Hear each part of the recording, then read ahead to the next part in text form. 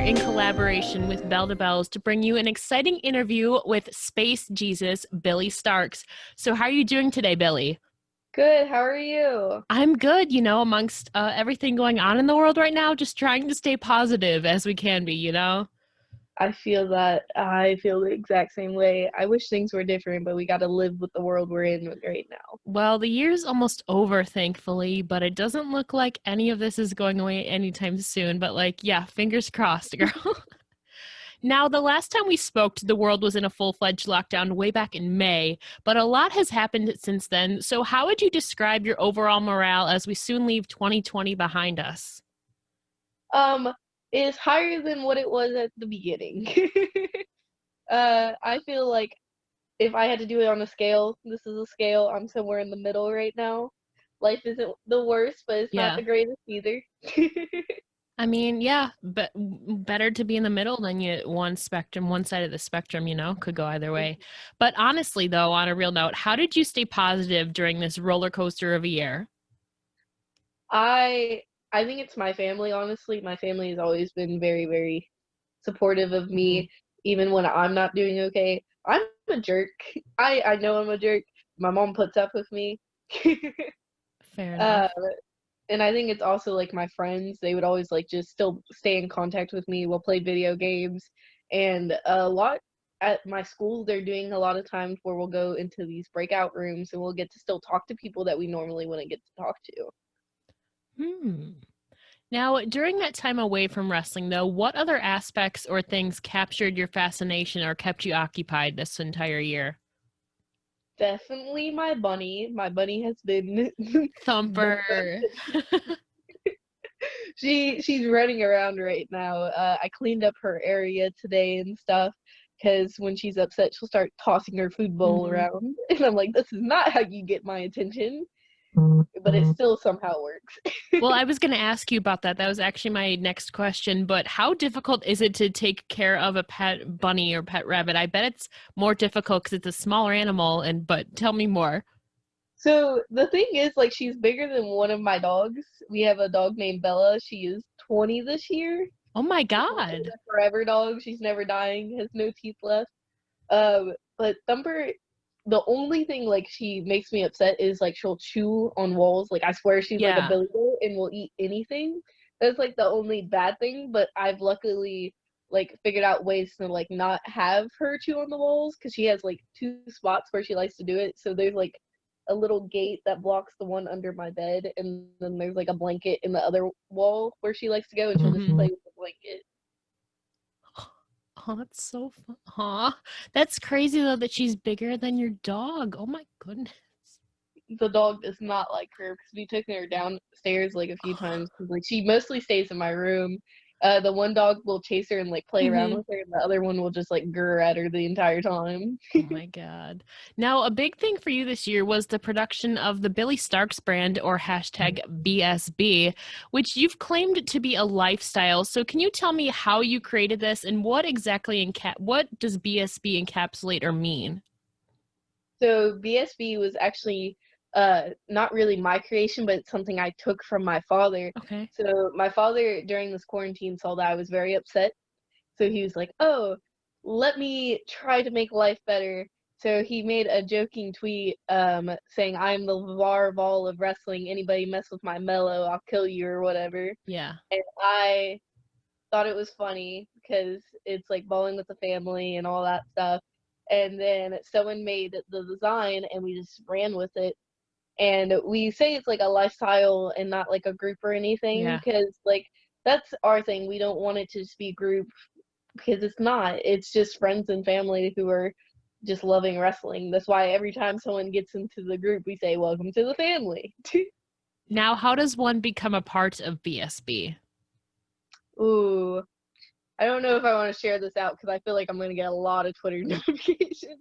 But it's literally you say, "I want to be part of it," and Mouse will either throw you a T-shirt or he'll say, "Welcome to the family." Okay, well, there you go, listeners. You've been enlightened in how you can join this exciting BSB.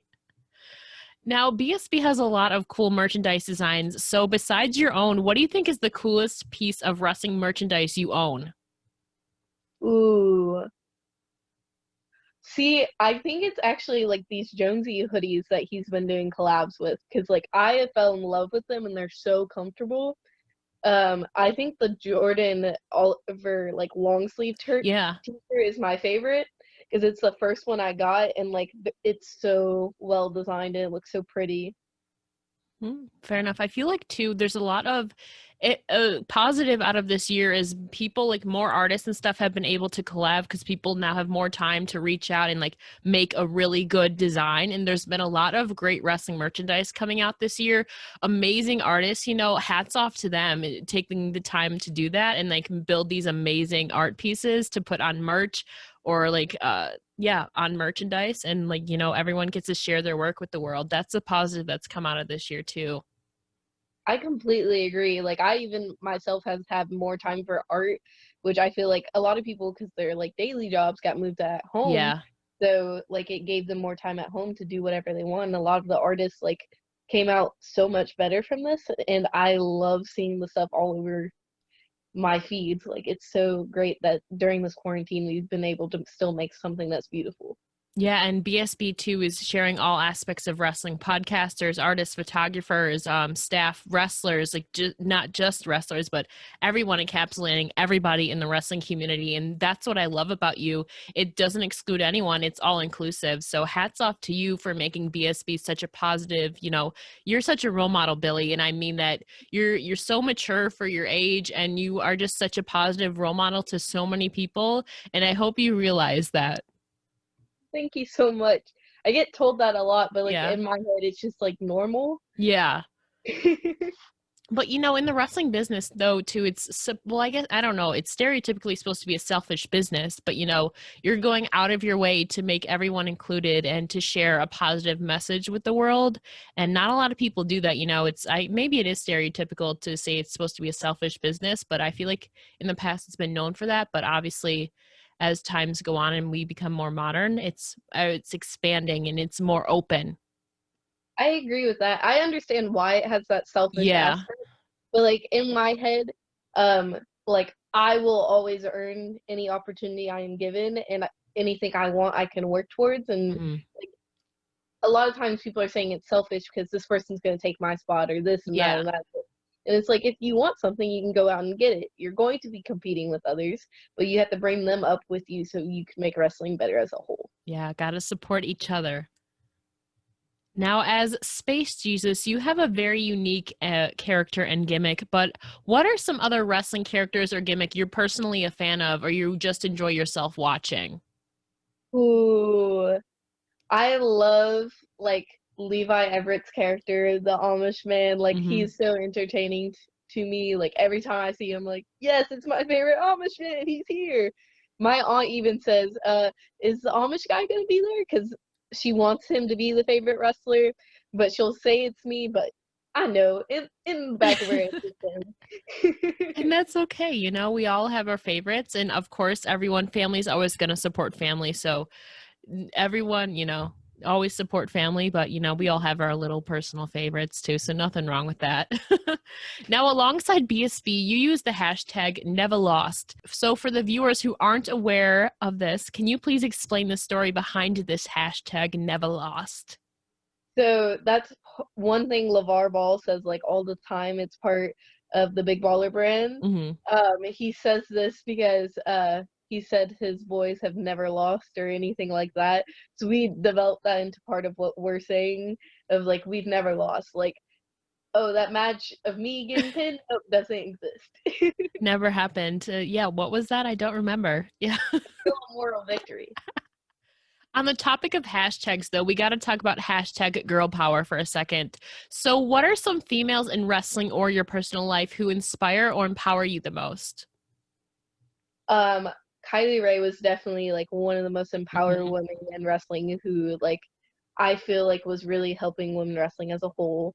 Also Sue Young, I say she's my wrestling aunt slash mom. She is so helpful to me, and I feel like she's one of those good energy people that always puts n- the nice things into the world. And then also like my mother helps me out so much.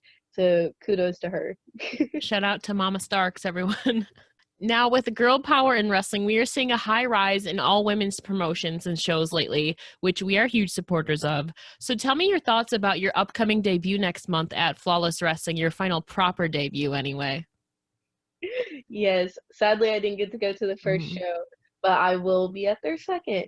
I am super excited, and I love that promotions like Flawless are starting to run where it's all girl promotions. Mhm. Like I've been a part of Girl Fight for the longest, who is an all girls Yeah. promotion, and I want to see more out of that for wrestling. And I understand that there are companies who uh, are just don't do women matches, but I feel like it's something that should be showcased sometimes.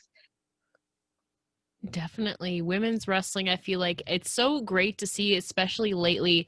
They've been giving the proper spotlight to showcase and have an opportunity to showcase themselves on a bigger stage. And it's so empowering to see them coming together and supporting each other. And some shows like Mission Pro is literally all of it, photographers, women staff, referees. It's so amazing to see a group, just a show of all women supporting each other and putting on great performances. So I feel like that must be so exciting to be a part of. And I hope that's something you look forward to because I'm definitely looking forward to it. I definitely am too. Now, what other promotions do you have your eyes set on working with in the future? Ooh, I definitely want to work for Beyond Wrestling and GCW, Hmm. and I would love to go to Progress, but even though that's not in the Yeah. works right now because of Rona. Yeah, UK is shut down. Like, I thought we were bad, but at least they're taking the steps, to get everything back to normal and like doing another full shutdown. I feel like we're very close to that, at least where I live anyway, in I New York. completely agree. I'm so scared that wrestling's going away again, and I was like, no. I honestly don't know. Like New York right now where I'm at, we're in an orange zone. I don't know how it is where you are, but we have like yellow, orange, and red zone. We're in orange. We're very close to going to red again, where it's only going to be like essential businesses and like healthcare workers and medical. So yeah. They shut down everything in Kentucky again. There's no restaurants or Yeah. anything open. And then they also limited gatherings to 7 people. And I was like, oh my That's God. kind of ours is 10. 7 seems very specific, but It maybe is there very ours is 10. Okay. But I mean, each state has their own guidelines and got to follow that. Be safe.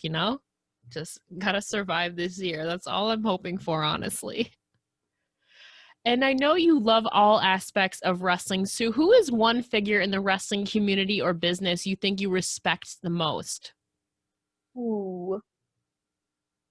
I feel like that's a very tough question. Ah, I don't know. I just feel like I want to say Mouse for because Okay. he's the only person who will like never lie to me. He will tell me something that is trash, even if I think it's the best thing in the world. He'll Hmm. look at me and be like, "It's the most terrible thing," and he always is like helping me improve with wrestling. And I feel like some people they want the best for me, but they're not willing to tell me the truth sometimes. So Sugarcoat it. Yeah. my father goes, "No, that was bad." End of the question. Fair enough. Got to give some tough love sometimes. No one's going to ever like be worse than my father. Like you can say you're mean, and then you meet Mouse, and you're like, "Oh, never mind." Gotta love that tough love, though. It's more helpful than sugarcoating for sure. That's for sure. Sometimes you need it. I completely agree. Now, in your entire wrestling tenure so far, what match or moment were you the most nervous for before going through the curtain? So like I've talked about this a little before, but I really don't get a lot of nerves. Okay. Like I've never got like really really nervous before a match, and the only time like I actually got nervous was I think before my Kylie Ray match because it felt like the most important for Yeah. me because it was like, oh, I'm wrestling the best woman wrestler on the Hmm. independents right now. I am so excited, but at the same time, I hope I don't screw it up. And it was also for Black Label, which has always been a promotion that I've been really, really wanting to work and always be a part of. And now I am, so I'm really happy with that. But I think we also, because of how much I was like so happy about it, we brought that out to the ring, and it was perfect. It was magic. Yeah, I have to agree. If I were a wrestler, I'd be so not intimidated, but nervous to wrestle like the best of the best, Kylie Ray. So I can totally see that though. But you're fantastic, Billie. You've improved and just shined so much this year despite everything. You've still been able to put yourself over on social media and just grow this big following, which you totally deserve. And it just happens so organically, especially with the circumstances surrounding this year. You've grown so much this year, and I just want to commend you on that really quickly. Thank you so much. Now, back when you were still in the training stages of, way back in the day, what was the hardest move or sequence for you to pick up or grasp at first? Ooh. I don't know. It was probably like more lucha because like for me it felt very awkward at times Yeah. and like, trying to move my body certain ways. Because like if you watch how I wrestle, I was a cheerleader for the longest time, so like I know movements. Like my movements are Yes. very sharp, and with lucha it kind of flows very well. And like sometimes my like movements would be too choppy for it, and I was like, oh, I don't like how it looks. And they're like, yeah, it's because you're not trying to like go with the motion. Makes sense. Makes sense. It's a different style that you probably have to adapt to and get used to. So I could definitely Yeah. see that. Now, can you kind of describe that feeling for me, whether it be at the collective or other matches you've had this year? Can you describe that feeling of wrestling in front of a limited or no crowd? How has that personally affected you when you've gone out there? So when I first got to wrestle again, um, I don't think it hit me at that moment because all in my head it was like, oh, I get to wrestle again. I get to wrestle Yeah. again. Like I didn't care if there's one person in the crowd or two. But as we like started going through the next few months, it started to hit me. It was like, wow, they're really quiet. And then I would look and I'd be like, oh, there's only like 10 people here. But I think when like in my head, when I went to the collective, I was like, I really hope everything works out. It'll be fun. I'm glad I get to see all these people again. And then I went out there and it was like everybody had this energy. They're like, yes, we love wrestling. And I felt that.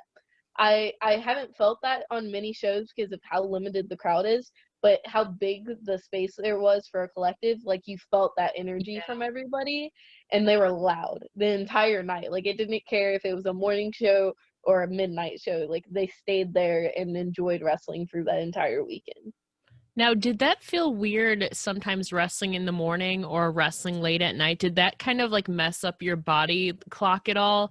Because I'm sure at least normally you're used to wrestling like late at night, but if you've had to wrestle during the morning, did that kind of mess up your body clock routine at all? So it doesn't really bother me. I'm one of those people, I'm usually very active. I haven't been, and my mother's been holding me accountable. Go work out. Why are you sitting there watching TV? Go do something. Okay. But I've been playing like a lot of video games, but I usually would do something in the morning and like work out. So like Mhm. in my body and like how I function, it doesn't really bother me. And I think that's because of how often I used to wrestle. Yeah. For like me, it was very, very weird going on this break. My body's like, why aren't I sore? Why aren't you doing things? Yeah, I bet. I know for a lot of people, they had to get creative with their workouts to stay sane and keep their body, still in shape. So yeah, I can definitely imagine your body was like, what is going on? Like, what? Now, we've talked about your time in photography and then you ventured into pro wrestling, obviously. But when you were younger, did you always envision yourself doing what you're doing now when you grew up? Or what was your original like dream? So like when I was first introduced to wrestling, in my head I was like, yeah, that's what I want to Okay. do, and that's what like has stuck with me. And like in my head I was like, oh, it's not going to be possible until I'm at least 18. Yeah. That has always been like my mindset. And then like there was never a backup plan. Like I'm still trying to figure out backup plan because my parents are like, yeah, you need to go to college. And I was like, okay, I will. And then I'm like, what would I study though? Because like in my head, all I see myself doing is wrestling. Yeah. Granted, you do still have some time, but yeah, no, definitely. Like, if you're set on something, I know they always say plan B in independent wrestling and just wrestling because you never know, like, what could happen. You know, one day you could get injured and then it's like everything's over, but you still have some time, but definitely something to think about for sure. I was just curious, but the great plan with wrestling. You're great at it, very naturally gifted. So, I mean, you didn't go wrong there. You picked a great career for you so far. I've always like said like maybe the backup plan would be something that would help me with wrestling. So I would Yeah. be like, oh, I'd be a physical trainer or something like that. And then I always talked about how like I'm a theater kid, and I was like, oh, it'd be fun to be like part of productions and like stuff like that. But at the same time, I need something that's going to support my expensive wrestling habit. Now, elaborate on this expensive wrestling habit. So like with travel, you have to pay for Yeah. gas and all Okay. of that stuff, Yeah. and then gear is not cheap. No. And especially how I want to look and like the fabrics that I want to use, they are usually a decent price. Mhm.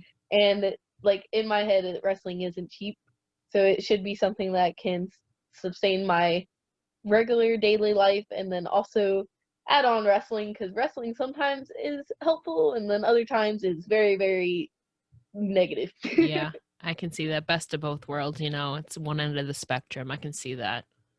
Now, if you're ever having an off day, how do you lift yourself back up? Oh, definitely hugs. Like I'm a very huggy person. Like if you just hug me, I'll sit there for a minute and be like, you know what, today's not that bad. I could see that too, as you were a fan of Bailey back in her hugger days. So I can definitely see that. Thumper hates me because I'll just grab her after like a day of training. I'm like, it's been a long day, and I'll hold her like this for a minute. Aw. And she's like, why are you still holding me? Put me down. That's like She me hates holding being my picked cat. up. Yeah, that's like me holding my cats. Like you force them to love you. You're like, why don't you want to love me? See, she gets real excited. Like if I put my hand on the side of the bed, she goes, "Oh, it's pet time!" So she'll start Yeah. nudging her head, and I'll start petting her. But whenever I pick her up, she'll immediately go grunt, and I'm like, "What? Aw. What?" I Aw, was like, "I'm setting you down in a second to love on you. Don't you grunt at me." that's funny. Now, lastly, with 2020 finally coming to an end soon, what are some of your personal or professional goals for 2021? Which hopefully may be semi-normal, but maybe we're just grasping at straws with that one. The hope that Rona is gone. That's Yeah. number one. But like some of my goals, I would love to be part of SCI. Um, if possible, I would love to go out of country. I probably will not because my parents will not trust it. Fair enough. But I also want to just grow as a wrestler. I want to be someone that many people are talking about, and feel like I want to grow to be one of the best independent wrestlers in the next couple of years. Like in my head, like a lot of people are telling me I'm doing well, but like it needs to be better. Fair enough. It's always a good thing to want to improve and, be at the top of the game. There's definitely nothing wrong with that. I feel like you're on a good trajectory so far, considering the circumstances of this year. You've been able to embrace like thinking outside the box and creating your own brand and using social media and, at the limited events that I've had, you've definitely dedicated your time to building your brand while also better crafting your character and your wrestling skills. You're very dedicated. You can tell that. So I feel like you're definitely way up on your way there. So no doubt in my mind, you'll definitely be at the top of the game. Thank you so much. Now, before I let you go, Billie, can you please tell the listeners again where they can find you on all your social media? All of my social media is at Billie Starkz, BILLIE, and then Starkz is STARKZ. Well, thank you so much for joining me today, Billie. It's always a pleasure to chat with you. Thanks for having me. I really enjoyed it. And don't forget to follow myself on Twitter at It's Ella J and Bell to Bells for more exclusive interviews, guys. Thank you so much again, Billie, for your time. I had fun.